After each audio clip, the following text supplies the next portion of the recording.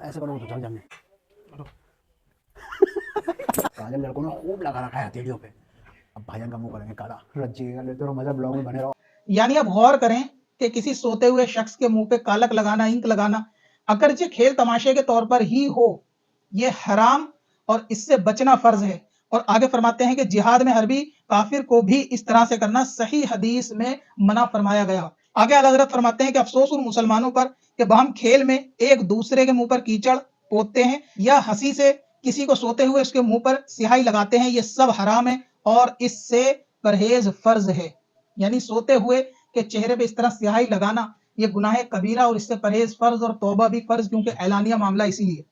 اسی طرح تفسیر مدارک کے اندر ہے چہرے کے تعلق سے کہ اللہ تبارک و تعالیٰ کی بنائی ہوئی صورت کو تبدیل کرنا, یہ سب صورتیں ناجائز اور حرام ہیں, اور یہ صورت کو تبدیل کرنا ہے یعنی اللہ تبارک و تعالیٰ کی بنائی صورت کو تبدیل کرنا ہے.